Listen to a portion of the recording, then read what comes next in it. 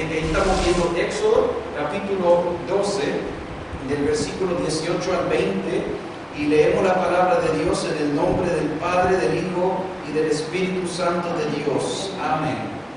Dice la palabra del Señor: en el mes primero comeréis los panes sin levadura, desde el día 14 del mes por la tarde hasta el 21 del mes por la tarde. Por 7 días no se hallará levadura en vuestras casas, porque cualquiera que comiere leudado, así extranjero como natural del país, será cortado de la congregación de Israel. Ninguna cosa leudada comeréis, en todas vuestras habitaciones comeréis panes sin levadura. Gloria al Señor. Pueden tomar asiento, hermanos. Pues en esta preciosa tarde vamos a ver varias citas bíblicas, por eso ya estamos entrando un poquito rápido para aprovechar ese tiempo, porque también tenemos que tomar un tiempito para, ¿verdad?, lo que van a pasar en este día para la Santa Cena. En esta tarde, hermanos, vamos a ver un poquito sobre el ritual, se puede decir, el hecho, cómo el pueblo judío celebra la Pascua, ¿verdad? Estamos hablando hoy en día, cómo ellos lo hacen, porque desde cómo lo hicieron la primera vez, cuando Moisés lo instituyó allá, ¿verdad?, cuando Dios se lo dio a través de Moisés, vamos a ver esas partes, porque también lo que existe hoy en día también hay unos cambiecitos que han habido también en la forma que aún los judíos lo hacen, porque hay judíos mesiánicos también, y esos judíos mesiánicos son aquellos que han venido a reconocer que Jesucristo es el Mesías. Por eso se les llama judíos mesiánicos, y están los judíos que son del judaísmo, ¿verdad? Y aquí vamos a ver a través de esta práctica, de lo que se va a explicar en esta tarde, usted va a poder entender, ¿verdad?, imaginarse, y a ver de unas imágenes también que he preparado para este mensaje, para que usted se dé cuenta cómo es que ellos lo hacen, pero cuál es la parte, ¿verdad?, que señala a Jesucristo, cuál es nuestra parte también ahora como cristianos, ¿verdad?, cuál es nuestra parte, y entre medio de esa parte vamos a tomar parte en lo que es la Santa Cena, lo que Jesús estableció para su iglesia del Nuevo Testamento. Bendito sea el Señor. Así que esa parte lo vamos a ver. Cuando nosotros vemos aquí, Dios les dijo a ellos, ¿verdad?, que ellos en el tal mes no iban a poder comer pan que tenía levadura, tenían que comer cosas sin levadura, desde el día 14 del mes por la tarde hasta el 21 del mes por la tarde. Y está hablando del mes que se llama en el judío, se refiere al mes de Nisan. Bendito sea el Señor. Así es que cuando nosotros vemos esto, hermanos, ese mes de Nisan viene a caer, ya va a ser más o menos entre marzo y abril, como por ahí cae eso, porque está como entre medio. Ahora, esto es en el Antiguo Testamento, lo que Dios le habló a través de Moisés. Pero vamos a ver también qué dijo Jesucristo en la Santa Cena que Él estableció. En San Mateo, capítulo 26, versículo 26 al 29. Vamos a ver un hecho aquí que sucedió, y usted se va a dar cuenta, amados hermanos, que Jesucristo también, Él celebraba la Pascua con los discípulos, porque Él también, ¿verdad?, siendo en su naturaleza humana, judío, Él guardaba la ley, la cumplió, y por esa parte, cuando se hacían las fiestas de la Pascua, Él las celebraba también. Y aquí en esta ocasión dice la palabra, y mientras comían, es lo que comían porque estaban celebrando la Pascua. Nosotros vamos a ver eso en un momento. Porque cuando los judíos celebran la Pascua es una noche donde hay celebración de alabanzas, hay oración, hay contar historias de la Biblia, es una actividad familiar, es una actividad de compartir cena, y eso lo vamos a ver también. Hay muchas cosas que se dan ahí. Dice, mientras comían, tomó Jesús el pan y bendijo y lo partió y dio a sus discípulos y dijo, tomad, comed, esto es mi cuerpo. Esto es ya cuando Él estaba instituyendo la Santa Cena, ya esta nueva ordenanza ¿verdad? Que él iba a ser ya para la iglesia. Pero él tomó de pan que había allí en esa mesa, y ese pan era del pan que ellos tenían, que era sin levadura. Pero vamos a explicar eso un poquito más. Dice aquí en el 27, y tomando la copa, porque también ellos tenían ahí la copa del jugo de la vid, y dice, y habiendo dado gracias, les dio, diciendo, bebed de ella todos. Sí. Y os digo que desde ahora no beberé más de este fruto de la vid hasta aquel día en que lo beba nuevo con vosotros en el reino de mi Padre. Ahora, usted te tiene que dar cuenta, hermanos, de que había un momento donde él estaba comiendo y bebiendo junto con los discípulos, pero llegó un momento en esa fiesta de la Pascua que él estaba celebrando junto con el pueblo, con los discípulos, que llegó un momento donde había una cierta copa donde él dijo, yo de aquí esta ya no voy a tomar, hasta que, ¿verdad?, la beba con nosotros cuando ya venga junto con él en el reino. Ahora vamos a ver esas partes en la parte judía. Vamos a ver qué es lo que sucede en la Pascua. Ahora, para los judíos la Pascua, ellos en la palabra judía le llaman Seder. El Seder, que es lo mismo que Pascua. Ahora, normalmente cuando una familia judía en su casa, y esto es lo que hacen todos los judíos en el tiempo de la Pascua, se reúnen en sus casas, tienen ya preparada la comida, y lo que hacen es que enciendan unas velas para comenzar y hacen una oración, diciéndole gracias al Señor, Dios Todopoderoso, Rey del Universo, ¿verdad? Y encomiendan, es como abrir, ¿verdad? Abren ese evento de la Pascua que ellos van a celebrar allí en su casa. Ya cuando después han hecho esa oración, empiezan ellos después a sacar como algo para que se laven las manos, ¿verdad? Se empiezan a lavar las manos, que son unos costumbres que ellos los han traído desde generación a generación.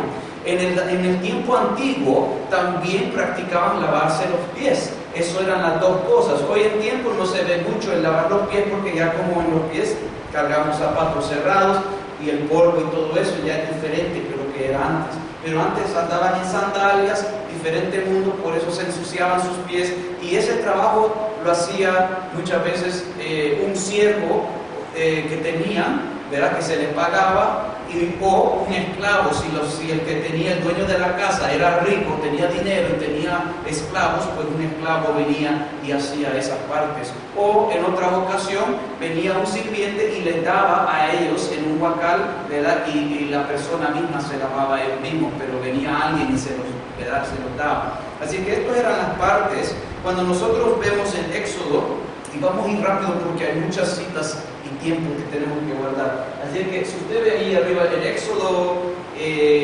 30, 21, aquí vemos el ejemplo. En el Antiguo Testamento dice, se lavarán las manos y los pies para que no mueran, y lo tendrán por estatuto perpetuo, y él y su descendencia por sus generaciones. Ahora, estas son cosas que ellos las han tomado en sí y las practican aún todavía cuando hacen la Pascua. Cuando nosotros vamos al Nuevo Testamento, en San Juan capítulo 13, versículos 4 y 5, nosotros vemos que Jesucristo, cuando Él estaba en la Pascua, en la cena, ¿verdad?, y habían comido, ya cuando habían cenado, Él se levantó de la cena y se quitó su manto, y tomando una toalla se la ciñó, porque Jesucristo, como Él fue el proveedor en esa Pascua, se acuerda que Él los mandó a los discípulos y les dijo, mire, vayan por este camino, van a ver que va a haber un hombre por ahí con un cántaro, ¿verdad?, y ustedes van a hablar y van a decirle, mire,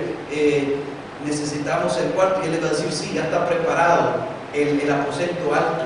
Y cuando ellos iban ahí, Él invitó a los discípulos. Y como Él era el que invitaba, lo único que faltaba era aquel siervo que normalmente les ofrecía para lavarse las manos y los pies. Y en esta ocasión, como Él no tenía, ¿verdad?, un siervo ahí, Él no pagaba, Él se tomó Él mismo esa posición de siervo, y Él mismo lavó los pies de sus discípulos. Así es que Él tomó esa parte, dice, luego puso agua en un lebrillo y comenzó a lavar los pies de los discípulos y a enjugarlos con la toalla con que estaba ceñido. Bendito sea el Señor. Así que vemos allí que eso lo hacen los judíos. Ellos se lavan las manos todavía en eso como ritual que lo hacen en parte de la Pascua. Y después, cuando nosotros vemos qué es lo que hacen después de eso, cuando hay un niño en una familia que están, ¿verdad?, celebrando la Pascua en esa noche, y ellos pasan, ¿verdad?, el padre de familia, pues, ¿verdad?, esta es una familia, se puede decir que es una familia judea mesiánica, y como una familia judea mesiánica, ¿verdad?, el padre de la familia toma eso, como decir, yo me voy a tomar esa responsabilidad, como hizo Jesús, y él se humilló, pues el padre de la familia se humilla, ¿verdad?, y él va y les ofrece a todos los demás para que se laven las manos. Así que por eso ahí vemos que él está dando a uno de los nietos de él eso para que él pueda lavarse las manos. Así es que ya después de eso empiezan el otro proceso. Aquí usted ve un plato que esto quizás lo ha visto antes, yo no sé si lo ha visto antes, pero esto ellos lo ponen. Y cada una de estas cosas tiene un significado que se lo voy a explicar, hermanos. Y usted va a ver cómo todo esto, ¿verdad?, señala a Cristo, y también a la misma vez cómo ya después se cumple en Cristo. Así que aquí tenemos, ¿verdad?, unas diferentes cosas que representan diferentes cosas en este plato, pero lo vamos a ir explicando, hermanos. Después tenemos la copa. Los judíos no solo toman una vez, sino que tienen 4 copas en el Seder, en la Pascua, 4 copas, pero no las toman 4 seguidas, sino que hay un proceso, porque ellos siguen y cada copa tiene una representación. Se los voy a mencionar. Por ejemplo, si nosotros nos vamos a Éxodo 6:6, ellos sacan estas 4 representaciones de estas 4 copas que se toman en diferentes etapas durante la Pascua. Tiene la primera copa, la llaman la copa de la santificación. La segunda copa es la copa de las plagas. La tercera copa es la copa de la redención. Y la cuarta copa es la copa de alabanza, de praise, dicen en inglés. Cuando vemos el versículo 6, dice, por tanto, dirás a los hijos de Israel. Ahora, acuérdense, la primera copa la llaman la copa de la santificación, en la forma de fueron santificados, es decir, ya el dueño que tenían, ahora tienen un nuevo dueño, es decir, fueron apartados, santificados. Y dice, por tanto dirás a los hijos de Israel, yo soy Jehová, y yo os sacaré de debajo de las tareas pesadas de Egipto. De esa primera parte, ellos, los judíos, dicen que esta copa primera que ellos toman es la copa de la santificación. Y después dice que los sacará de Egipto. Y después esta otra parte que dice, y los libraré de su servidumbre. Esa es la segunda copa. Y después dice, y os redimiré con brazo extendido. Esa es la tercera copa, la de redención. Y después en el versículo 7 tienen la cuarta copa, que es la copa de alabanza a Dios, que es cuando Dios les dice, y los tomaré como mi pueblo, ¿verdad?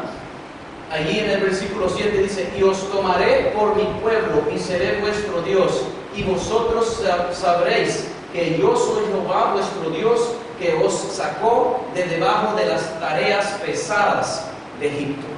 Así que de esos 2 versículos ellos sacan esas 4 copas. Bendito sea el Señor. Vamos a seguir. La primera copa. Bueno, cuando ellos van a tomarse la primera copa, hacen una corta oración, le dan gracias al Señor y se toman esa primera copa y también citan la palabra, esa palabra que usted acaba de ver en el Éxodo 6:6, y aparte de eso empiezan después a darle gracias al Señor porque Dios les ha dado a ellos de beber del fruto de la vid, ¿verdad? Y le dicen gracias Señor porque tú eres el que creas, ¿verdad? Tú eres el que pones la semilla y el jugo en la uva de la vid, y hacen una oración, ¿verdad? Así es que cuando nosotros vemos después de todo esto, vamos a ver qué significa cada una de estas cosas en el plato que ellos ponen en cada Pascua. Ahora, cuando usted ve digamos, lo que es más verdecito, el más grande allá arriba, a la izquierda, ese prácticamente simboliza, porque esos son simbolismos prácticamente, eso es lo que son, simbolismos. Eso simboliza, y pueden usar otras diferentes cosas, pero simboliza prácticamente la primavera, simboliza el nuevo año, el tiempo en que se hace la Pascua, eso es lo que simboliza. Y cuando vemos también esta otra, que es perejil, el verde que está aquí más abajo, esa es lo que usan para simbolizar prácticamente lo que ellos usan para meterlo juntamente con eso que está ahí arriba, que es agua con sal. Y ellos usan las dos cosas, ¿verdad? Lo mojan y se lo comen así, y eso lo usan para simbolizar cuando las lágrimas que el pueblo de Israel tenía cuando ellos estaban, ¿verdad?, siendo latigados en todos esos años, el sufrimiento, todo eso es lo que eso viene a significar. Cuando vemos después esta parte aquí abajo, la que es más morena, o digamos más café de color, eso simboliza el ladrillo, el lodo que usaban para hacer el ladrillo, para cuando ellos tenían que edificar las ciudades que hacían para los egipcios. Esta otra parte aquí arriba, que es un poquito más blanquita, esa parte ahí significa las hierbas amargas, que cuando ellos se comen eso, tiene que ser fuerte aquello que, a veces uno puede comer algo que es bien fuerte, que lo hace llorar, digamos la cebolla, cosas así, ¿verdad?, que le hace a uno, le saca lágrimas a uno. Y esa parte que es fuerte así, es porque ellos lo hacen porque simboliza cuando se lo están comiendo y eso les llega aquello que es fuerte de amargo y les hace como, ¿verdad?, ese efecto. Eso simboliza para los judíos, para que ellos se recuerden la dureza de la esclavitud que sintieron, ¿verdad?, el pesor de la esclavitud. Y cuando vemos ese hueso por allá, hay otro diferente tipo de hueso que a veces usan, pero normalmente el tipo de hueso, un hueso como de espinilla. ¿Entienden esa palabra? La espinilla. En inglés se llama el shank bone, de un corderito, que tiene que ser un corderito de como un año, ¿verdad?, que es una parte del hueso, y eso simboliza el cordero, pues, porque hoy en día ellos no tienen el lugar donde van a sacrificar. Por eso usted va a notar que muchos de ellos no hacen los sacrificios ya, han parado de hacer muchos años, pero lo que usan es, ponen ahí ese hueso que simboliza que Dios les había dicho a ellos que tienen que apartar, ¿verdad? Allá en Éxodo le dijo, aparten un corderito de un año, sin defecto, y todo eso señala a Jesucristo prácticamente. Así que esas son esas partes, hermanos, de lo que está en ese plato. Y cuando nosotros vemos esas partes, las vamos a ir viendo por la palabra también. Por ejemplo, cuando ellos hablan acerca el perejil que ellos mojan en el agua, ellos toman de la cita bíblica en Éxodo, capítulo 3, versículo 7. Y ellos lo hacen por esta razón, y dicen, dijo luego Jehová, bien he visto la aflicción de mi pueblo que está en Egipto, y he oído su clamor a causa de sus exactores, pues he conocido sus angustias. Cuando vamos a Salmos capítulo 56, versículo 8, dice la palabra del Señor allí, mis huidas tú has contado, con mis lágrimas en tu redoma, ¿no están ellas en tu libro? Así que ellos usan estas partes para acordar el dolor, el sufrimiento, las lágrimas que tuvo el pueblo de Israel cuando estaban en Egipto. Y eso ha sido el mandamiento del Señor, ¿verdad? Le enseñarás esto a tus descendientes y a los hijos de ellos y a los hijos de ellos, para que no se olviden lo que Dios ha hecho por ellos, porque hay un propósito a través de todo eso. Cuando después, hermanos, ellos toman ese primer paso, porque acuérdense que toman la copa y después de eso, ¿verdad?, hacen otra oración y después mezclan el perejil con esas aguas con sal para recordarse de las lágrimas del pueblo de Israel. Y después que han hecho eso, empieza después alguien allí que es elegido entre esa mesa de esa familia, empieza a contar. Es un cuentista, ¿me entienden la palabra cuentista? ¿Verdad? Un cuentista que cuenta las historias. Y él empieza a contar historias, pero historias de la Biblia, historias digamos, puede ser de Abraham, o historias de Moisés, o historias del pueblo, pues, ¿verdad? Y esas son las historias que empieza a contar. En el hebreo eso se llama un majid, que en inglés se llama un storyteller. Y eso nosotros vemos acerca de eso en Éxodo 13:14, donde dice la palabra: y cuando mañana te pregunte tu hijo diciendo ¿qué es esto?, le dirás: Jehová nos sacó con mano fuerte de Egipto, de casa de servidumbre. Por eso es que ellos toman en esa ocasión, como es familiar, y en una familia hay jóvenes, hay niños, a veces pueden haber invitados que se hacen también, si son familias cercanos o se van a casar, pues también pueden invitarlos a eso. Y lo que hacen es cuentan las historias para que se acuerden y todos sepan la verdad de lo que sucedió en Israel allá, ¿verdad?, cuando ellos estaban de esclavos en Egipto. Y eso es, o cómo fue llamado Israel, ¿verdad? Que antes de Israel fue llamado su nombre. ¿Cómo fue llamado su nombre? Jacob, ¿verdad? Jacob fue el nombre y Dios se lo cambió. Así que esas son las cosas que ellos la van mencionando. ¿Y quién fue el papá de Jacob? Isaac. ¿Quién fue el papá de ¿verdad? Y esas cosas las cuentan para que los niños conozcan la verdad. Y eso es una cosa, mire, hermanos, de que como que Dios sabía lo que estaba sucediendo, porque no es tiempo, ¿verdad? El que no le enseña a sus hijos, allá le enseñan el otro camino. En las escuelas le enseñan otras mentiras, cosas que no son. Así es que todo tiene su lugar. Cuando después nosotros vemos de que cuenta el cuentista las historias de Israel, se van al otro paso, que después quiebran lo que se llama el matzah o el matzo, que es el pan que ellos usan, el pan sin levadura. Ahora, eso es lo que ellos usan hoy día, bien común, alrededor del mundo. Los judíos usan de ese pan, y ellos mismos lo hacen, ¿verdad? Tienen esa parte. Así que ese se llama el pan matzah, que es pan sin levadura. Y cuando nosotros vemos esta parte, fíjense que los judíos, esto es como una bolsita, y normalmente tienen porque ese pan lo tienen regado por toda la mesa. Ellos comen de ese pan durante lo que comen en la cena, durante las otras cosas, porque de ahí, cuando quiebran de ese pan, siguen quebrando y lo dan a cada uno. Y eso lo usan para meterlo y mezclarlo con las otras cosas que usted vio en la mesa, en el plato, ¿verdad? Y lo mezclan con esas cosas y lo van comiendo. Pero hay un pan de estos que es de 3, que están puestos como en una bolsita. Específicamente hacen esto los judíos, miren. Sacan el pan del medio y ese lo parten en la mitad.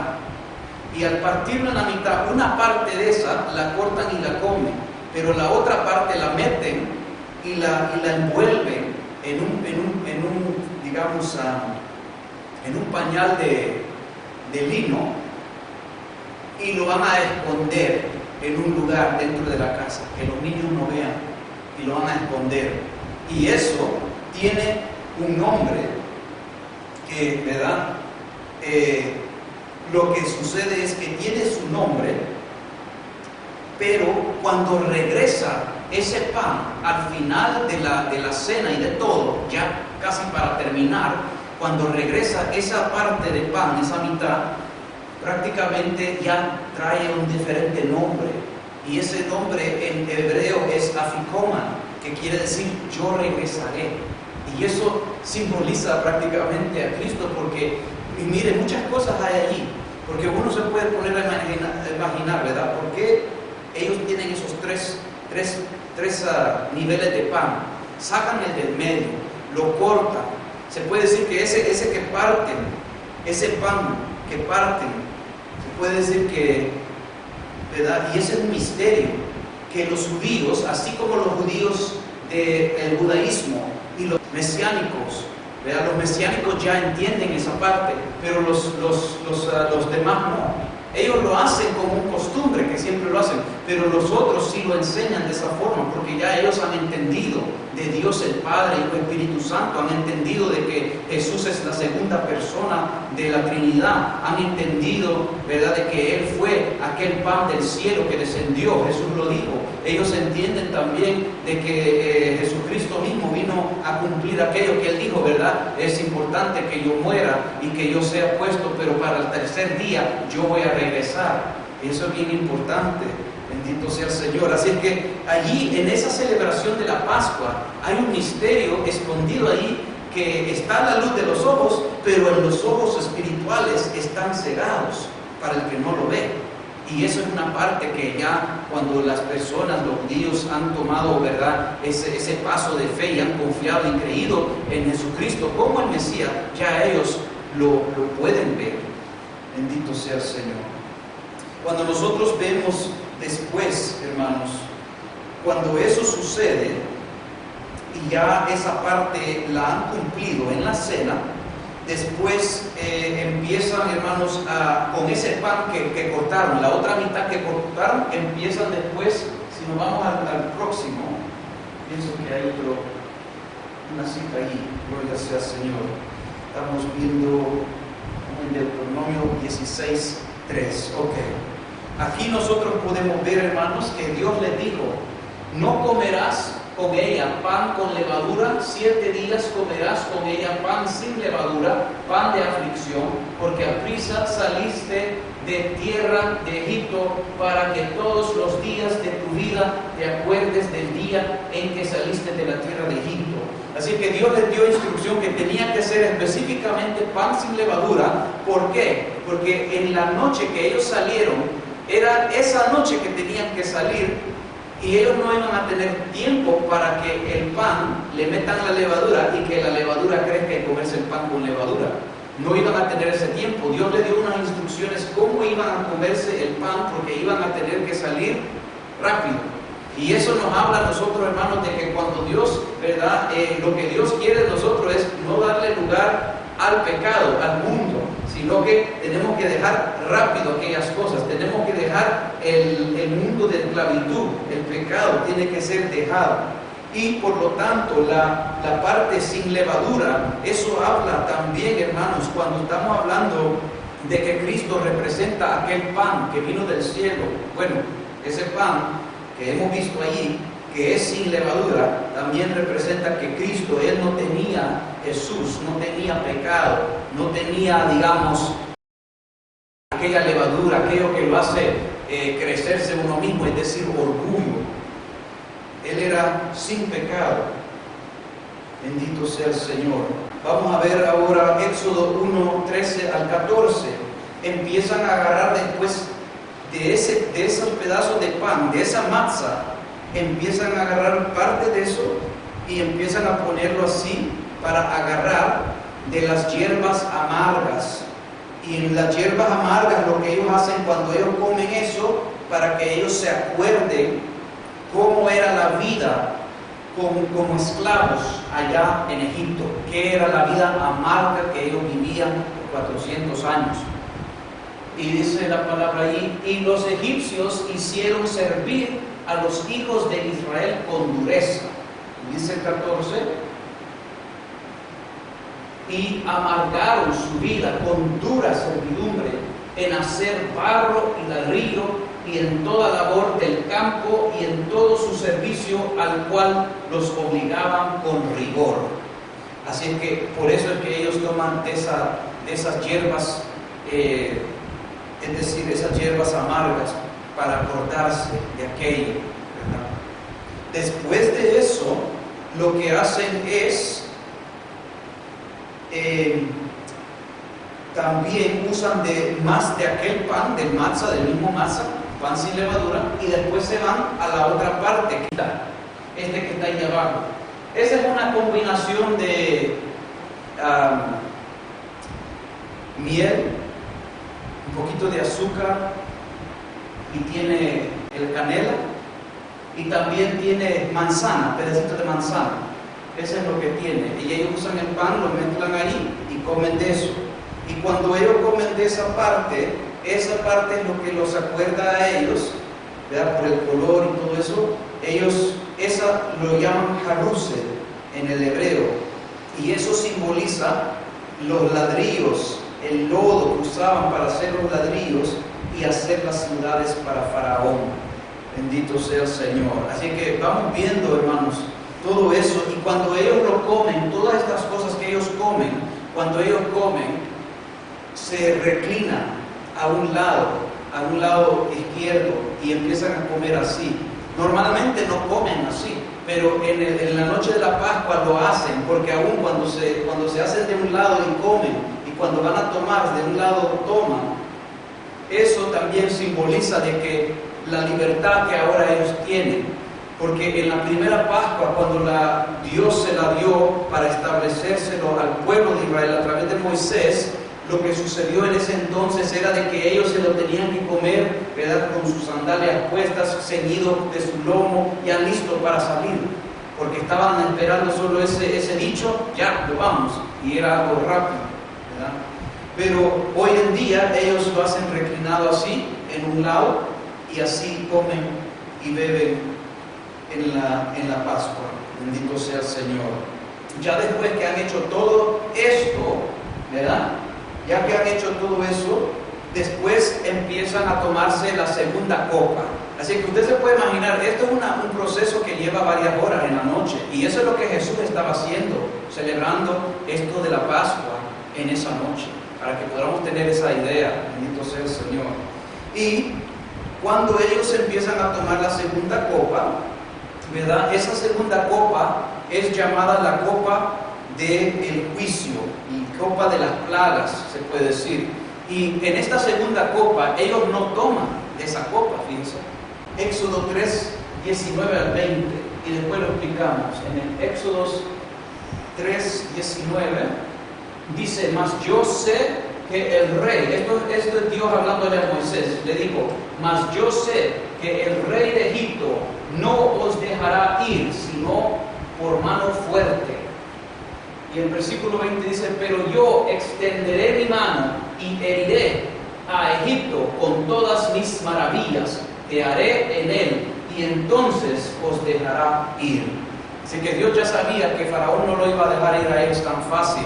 Dios tenía que intervenir, por eso tuvo que enviar esas plagas. Y fíjense que había otra cosa que estaba sucediendo ahí, por la cual Dios tenía que enviar sus plagas. Porque acuérdense, amados hermanos, de que los egipcios, ellos adoraban a sus dioses también, ellos tenían sus dioses. Pero en esta segunda copa, fíjese que en los tiempos antiguos era creído por todas las naciones de que la nación que era la más grande, la nación que era la más fuerte, la nación que era la más poderosa de aquellos entonces, era la nación creída que tenían los dioses que eran los dioses, es decir, los dioses reales, los dioses verdaderos. Por eso es que Egipto era conocido y era temido por muchas otras naciones, porque ellos eran los más grandes, los más poderosos en ese entonces. Pero cuando llegó el tiempo de los juicios que llegó, era una batalla entre los dioses, hermanos. Estamos hablando entre Jehová nuestro Dios contra los dioses, digamos, de diablos de alto rango y potestad de Egipto, porque ellos tenían el dios del río Nilo. ¿Y qué pasó con ese río? Se les convirtió en sangre. Eso era una de las plagas. Tenían otro dios que era de las ranas, tenían otro dios que era así de las moscas, y todo eso fue una guerra que se estaba desatando espiritualmente, pero el efecto lo estaban sintiendo los egipcios, lo estaban viendo los judíos, y estaban sintiendo el poder de Dios también, aún los animales. Y eso es lo que sucedió.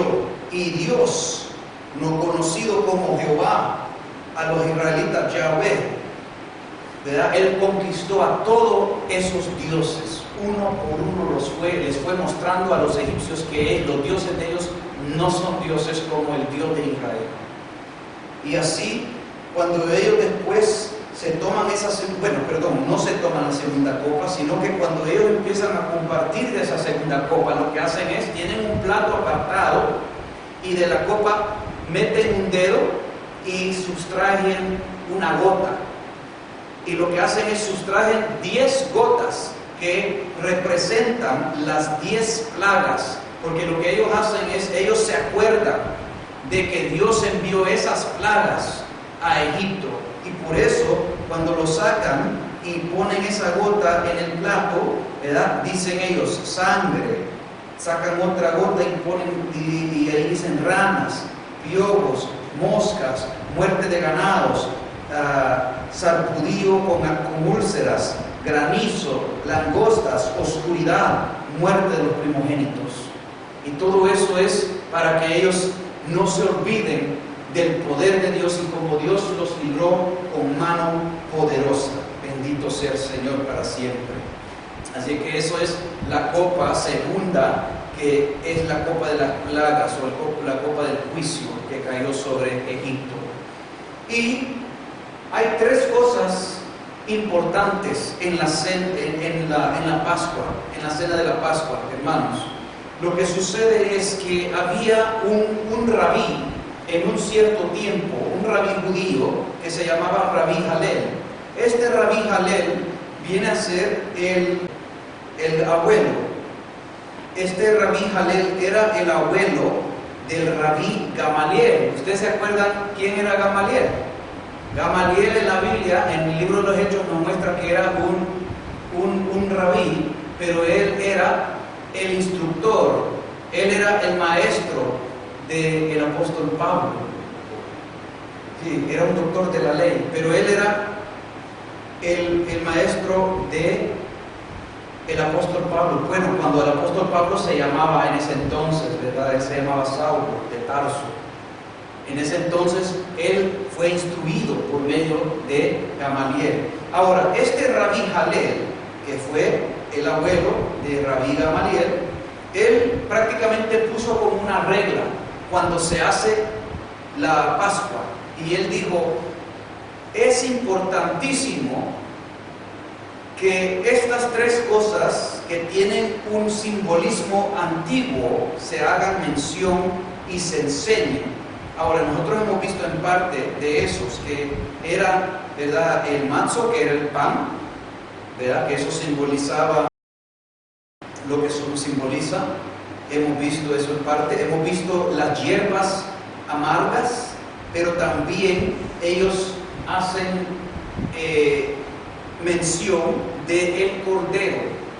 Y para los judíos que no les ha amanecido, digamos, Cristo Jesús, para ellos se recuerdan acerca del cordero, que por la sangre que fue derramada del cordero, es decir, porque acuérdense, en Egipto ellos tenían que ponerlo en los postes de la puerta, esa sangre, tenían que ponerlo en el lintel de la puerta, porque cuando venía esa plaga 10ª que venía, Dios pasó sobre ellos, y allí eso les hace acordar a los judíos que sin derramamiento de sangre no hay, ¿verdad?, esa redención, no hay eso que pasó sobre ellos.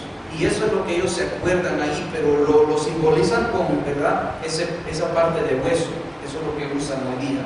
Pero ese es el simbolismo de lo que tiene que llevar. Cuando vemos nosotros, hermanos, Éxodo capítulo 12, versículos 5 al 7, allí nosotros podemos ver que dice la palabra, el animal será sin defecto. Está hablando, ¿verdad?, de lo que Dios le dijo que tenían que tomar. Dice, el macho de 1 año lo tomaréis de las ovejas o de las cabras. Así que ahí vemos, y el versículo 6, y lo guardaréis hasta el día 14, porque el día 10 tenían que agarrar del mes de Nisan, el día 10 tenían que agarrar un corderito, tenían que cuidarlo, guardarlo, asegurarse de que no tenía defecto. Y al día 14, después le fue dada la instrucción, al 14 del mes, lo inmolará toda la congregación del pueblo de Israel entre las 2 tardes. Y el versículo 7, y tomarán de la sangre y la pondrán en los dos postes y en el dintel de las casas en que lo han de comer. Y eso fue la instrucción de Dios para que puedan ellos, ¿verdad?, no tener a ningún muerto dentro de su casa. Ahora, nosotros conocemos quién es el Cordero de Dios, ¿verdad?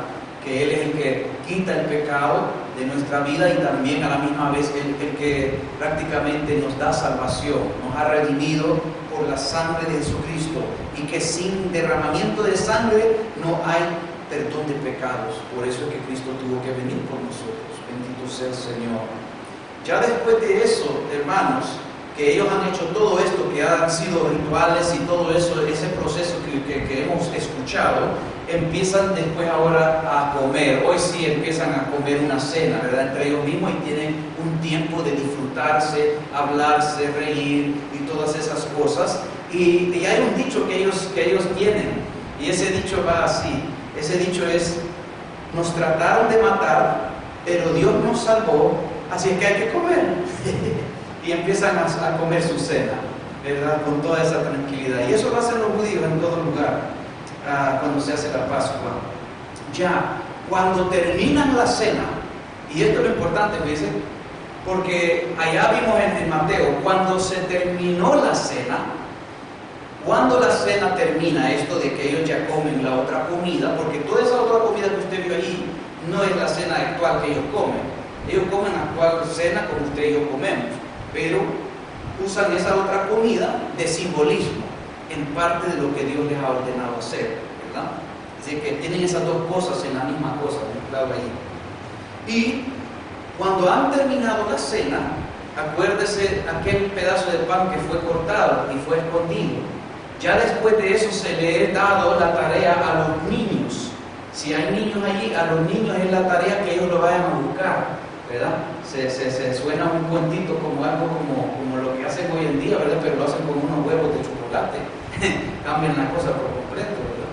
Pero en los judíos ellos hacen eso y van a buscar ese pan, que cuando ya regresa ese pan, regresa con ese otro nombre que se llama afikoman, que es yo volveré.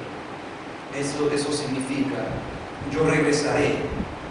Y cuando es regresado, el que lo recibe, normalmente es un costumbre de los judíos, y usted se puede dar cuenta, para los que conocemos la palabra, que ya cuando regresa a las manos del dueño, digamos, de casa, él le da una moneda o monedas de plata.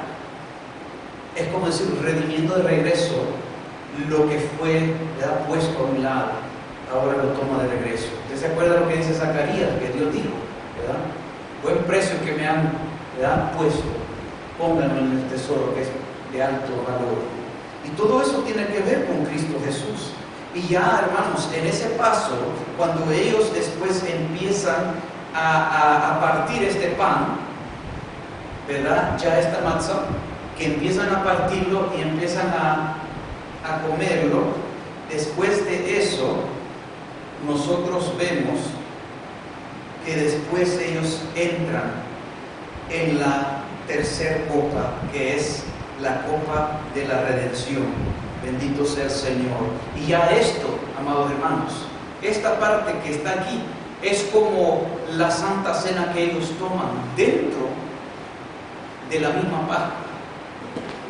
Ya con lo último que tenemos, hermanos, voy a terminar esto porque no quiero dejarlo para otro día. Terminamos diciendo de que los judíos, ¿verdad?, toman la tercera copa, comen del pan cuando lo traen de nuevo, y la tercera copa. Después de eso, tienen un momento donde ellos se preguntan, ¿dónde está Elías? Porque acuérdense, los judíos que no recibieron a Jesucristo nunca aceptaron de que Jesús era el Mesías. Así es que según los judíos del judaísmo, ellos siguen esperando el profeta Elías que venga. Y esa parte nosotros lo vemos en Malaquías capítulo 4 o 5. Ellos en medio de ya cuando terminaron cenando, hacen esa pregunta y ellos esperan que regrese. y esperan que en ese año que va comenzando, que pueda regresar. Y se agarran de esta palabra en Malaquías que dice: he aquí yo os envío el profeta Elías antes que venga el día de Jehová grande y terrible. Pero cuando Jesús estaba con sus discípulos, les dijo en San Mateo 11:13, por favor, lo vamos a entender mejor, porque todos los profetas y la ley profetizaron hasta Juan. Y ahora, hablando de Juan el Bautista, dice: y si quieren recibirlo, él es aquel Elías que había de venir. Porque aunque no venía en el mismo que se miraba como Elías, pero tenía el espíritu de Elías y hizo el trabajo del último profeta. Por eso es que dijo Jesucristo que él era aquel profeta que tenía que venir. Ya después de eso, cuando ellos han hecho eso, tienen después la copa de alabanza. Y en esa copa de alabanza, en Lucas 22:18, dice allí: porque os digo que no beberé más del fruto de la vid hasta que el reino de Dios venga. ¿Miren? Cuando Dios ya ha culminado el trabajo de unir a todo aquel pueblo como uno, Él tomará esa parte. Y también nos muestra, y ahí cuando ellos toman esa copa, la levantan, los judíos la levantan y le dan gracias al Señor, y después la toman porque para ellos es esa alabanza que le dan al Señor, porque ellos se acuerdan que Dios quebró el yugo de la esclavitud de Egipto sobre ellos. Y ya cuando eso lo han hecho, hermanos, después ellos empiezan a cantar alabanzas de los salmos. Alabanzas de los salmos. Por eso ellos tienen el libro de los salmos. Empiezan a cantar esas alabanzas de los salmos. Y cuando después terminan cantando las alabanzas de los salmos, el padre de familia da la última oración para terminar en esa noche. Y hace la oración de la bendición en Números capítulo 6, versículo 22 al 26. Y de aquí es donde nosotros venimos y decimos: Dios le bendiga. Fíjense. Dice: habla a Aarón. Esa es la bendición levítica, que Aarón tenía que dar la bendición para el pueblo. Dice: habla a Aarón y a sus hijos y diles: así bendeciréis a los hijos de Israel, diciéndoles: Jehová te bendiga y te guarde. Jehová haga resplandecer su rostro sobre ti y tenga de ti misericordia. Jehová alce sobre ti su rostro y ponga en ti paz. Eso es la oración última. Ya después, cuando terminan eso, envían a alguien que vaya a abrir la puerta del frente en esperar a ver si vino el profeta Elías. Otro simbolismo, que ellos están esperando ese profeta que venga. Pero ¿a quién estamos esperando nosotros que regrese? Jesucristo, aleluya.